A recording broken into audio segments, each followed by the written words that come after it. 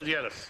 I want to commend Carrickmines TD for bringing this motion, and also the excellent work of traveller groups like Pavy Point, ITM, Mincior Widden and the Travellers Women's Forum.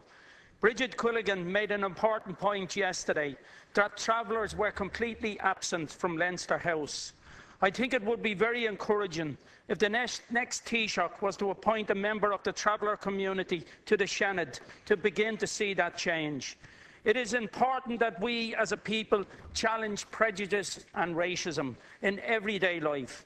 After the Carrickmines tragedy, where 5 children and 5 adults tragically lost their lives, I thought maybe we would see an outpouring of humanity by settled people towards travellers, or at the very least this family. Instead, we saw a hatred, a bitterness and a casual racist across a section of the settled community rearing its ugly head. It underlined the day-to-day marginalisation of travellers from wider society and the challenges we face, but it was the tip of the iceberg, unfortunately.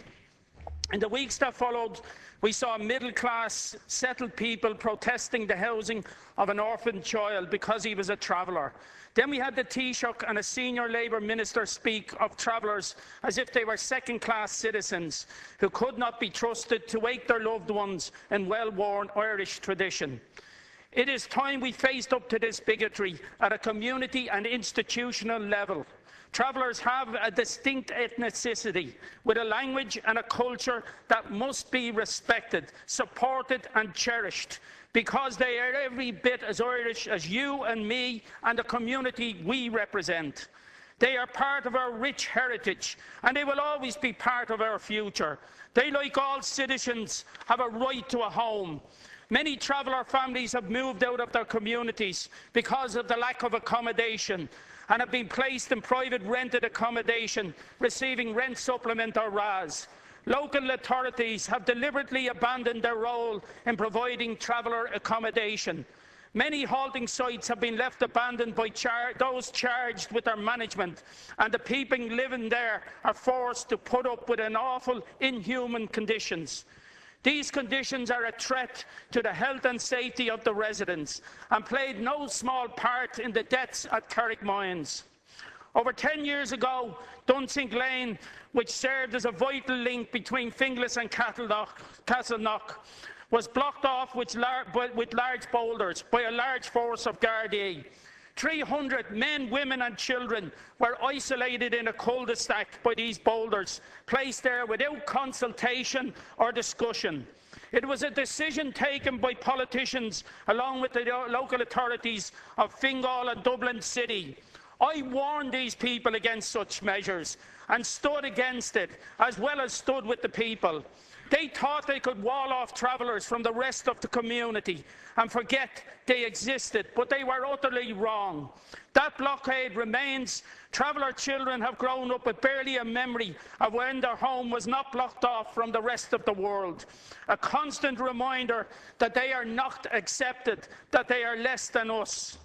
We must take the hand of the bigoted or populist politician or county official out of the way of the delivery of traveller accommodation. We must act against councils that refuse to house travellers and support those that will. In time, we must form an agency which is directly responsible for traveller accommodation on a national basis, which will combine expertise and knowledge to best provide for the traveller community and support them to flourish as a distinct group, as well as being part of the wider local community. The tragic deaths of 10 men, women and children from the traveller community in Carrickmines should have been a turning point. It should have given pause for reflection for the settled community on the treatment of their traveller community. Instead, it was another excuse for some to spew their hateful bile on comment pages and Facebook feeds.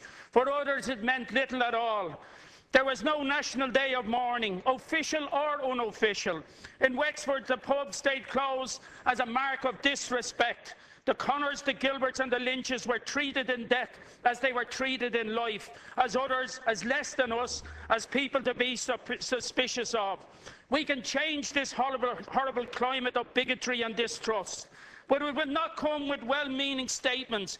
It won't even come just by well-meaning people challenging casual bigotry. It will come when we begin to reform our society to cherish all the children of the nation equally. Thank you.